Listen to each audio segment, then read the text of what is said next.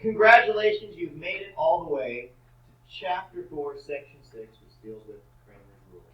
All right? Gabriel Cramer developed this rule in the 1700s. Okay?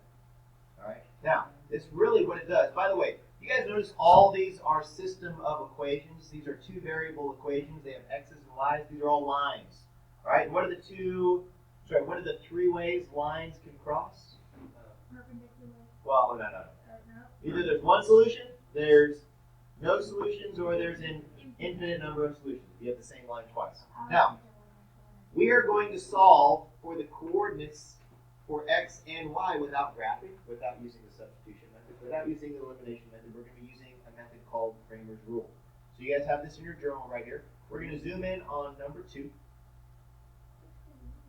Okay? All right? And I need you guys on number 2 to label some things.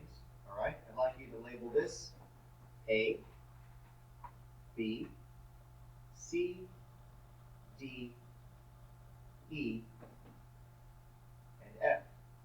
Okay? The very first determinant, the 2 by 2 determinant we're going to find is the determinant of A, B, C, and D. We're going to find that first. All right? So on your paper, I need you guys to write a 1, a -4, a 3, and a -1. These are the coefficients, bless you. These are the coefficients directly in front of the x's and the y's. A, B, C, D. Now, does anybody remember the formula for finding the determinant of a 2 by 2? It's A times D minus B times C. So basically, once again, what we're going to do, you guys have done this before, we're going to take A times your D, and we're going to multiply B times your C, and we're going to subtract them. So what's the product of A times D? What's the product? -1. Make sure, this is where students make a mistake. They forget to put a minus on here because you've got to take these away. So put minus, and what is the product of B and C? -12. Put minus 12. Now, what happens with those two negative signs right there? They become a positive, so we end up with what? -1 plus a 12, which equals an 11. Now, that's not your final answer, okay? This right here is what's going to be placed in the denominator, all right? Denominator of what? Look at your before we go up here. Does everybody see right here in this picture? This right here is the determinant of A, B, C, D. This is the determinant of A, B, C, D. So in our problem, what was our answer for here? It was an 11 and another 11. I want you guys in your journal to write EF, BD, AC, EF. So get ready to do that. Like what? Okay, hold on. Put X equals, right here, put an E and an F, and then a B and a D, and we're going to put that determinant right there over the number 11 because that's the first determinant that we found. And you're going to put Y equals, you're going to put A and C and E and F over 11. I want you to notice as you guys write this down, I want you to notice a cool little pattern. Do you see what EF is replacing right here? It's replacing the numbers that were in our X column. And that's how you solve for X. Where is EF being placed when we're solving for Y? It's taking the places of our Y column. All right? So how do we set this up?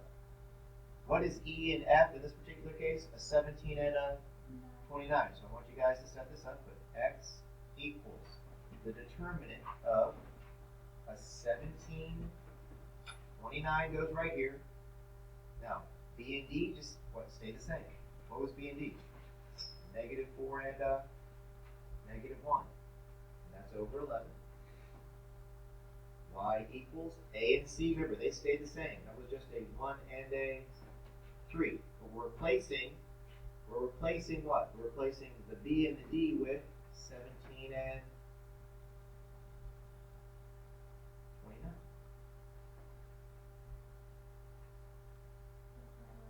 Put that over 11. Because remember, how did we get this? This was the determinant of our A, B, C, D. That's where we got the 11. Okay. Once you've reached this, then it's pretty easy. All you got to do is do 2 more 2 by 2s and you're pretty much done. Okay? So I'm going to scroll down here. I'm going to highlight the things that we need to multiply.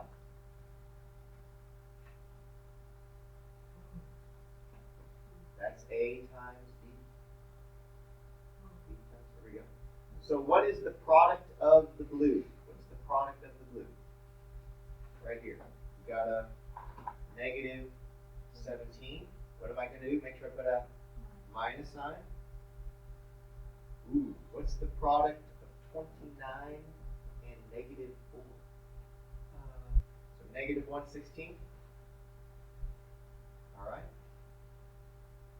Now, what's going to happen? It's going to become a what? It's going to become a plus, right?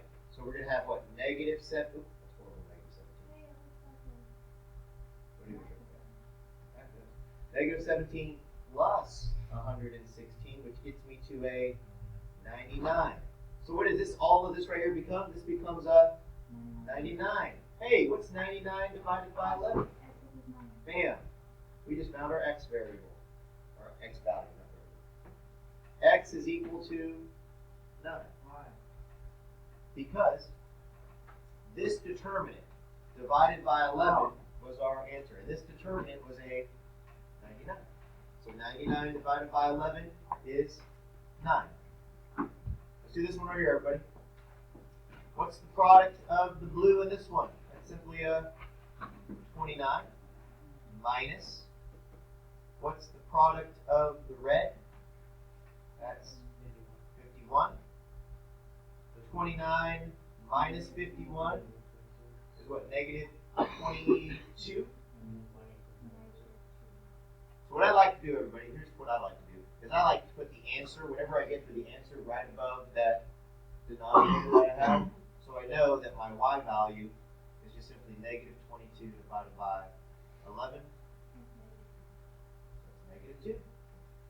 Now, I want you guys to think about what we just did here. We solved a system of equations without graphing, without doing the elimination method, without doing the substitution method. All we did was use matrices in this rule to solve for where these two lines cross. So the ordered pair where they cross would be at a 9 and a negative 2. Okay? So, what I want you guys to do right now is go ahead and try to do one on your own. Do number 1, do number 3. We're going to do number 6 here in just a short period of time. I'm going to go ahead and do number 3. I'm just going to do it quietly and see if you guys can figure out the pattern here, okay?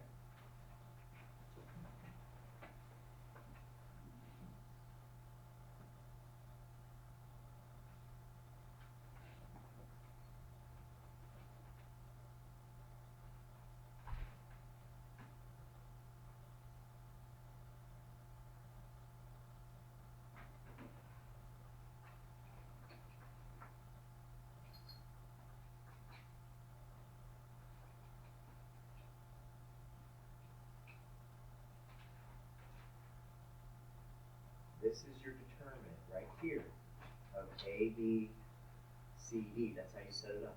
Okay? Now, we have to do A times D minus B times C. So what is A times D equal to? A negative 2. Minus, what is B times C equal to? A negative 1. Negative 4.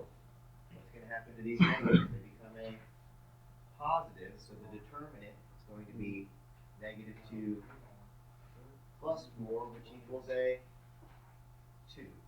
So what is this determinant here equal to? It equals to a 2. Now, I'm going to highlight E and F right here. I want you to notice how I build the next determinant for what x is equal to. I'm going to put this over 2. I'm going to put y equals the determinant of some numbers over 2. I'm Notice where I place the negative 2 and the 4. For the x's, I place it in the x column.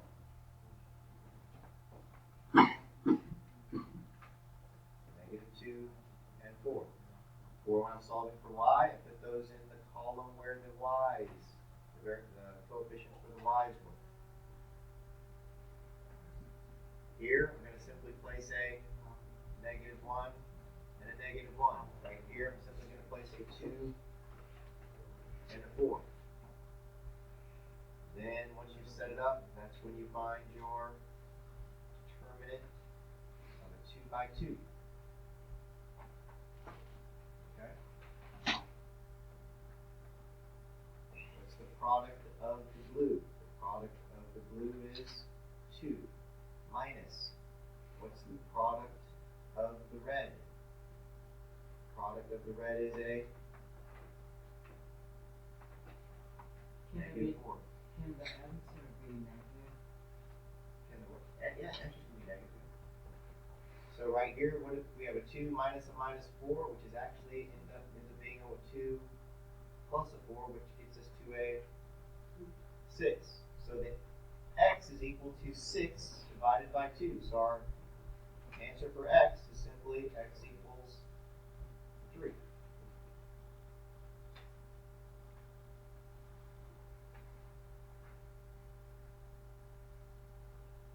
What's our product of our blue right here? The product is 8.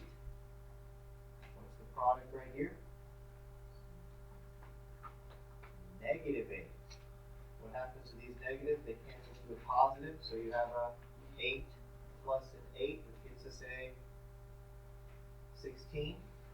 So the answer for y is 16 divided by 2, which is 8. Very good. So x equals 3 and y equals 8, which is the answer to number 3. Y equals 8, no. Well, no. Y is equal to 16 divided by 2. Where did I get the 2? Why am I dividing everything by 2? Because that's the very first determinant, everybody, that we found. It was the determinant of A, B, C, D. Okay? We go over here. The first one, the denominator was 11. This one, what was the denominator equal to this time? It was equal to a 2. So this is the very first thing that you do. The very first thing you do is you find the determinant of A, B, C, D every single time. And that's what's going to be placed in the denominator. What's the only thing that changes? The EF goes up front, EF goes in the back. Okay? So the EF right here, you place that up front and you place it in the back. Remember, these represent your coefficients of your x's, these represent your coefficient of your y's, and that's the pattern.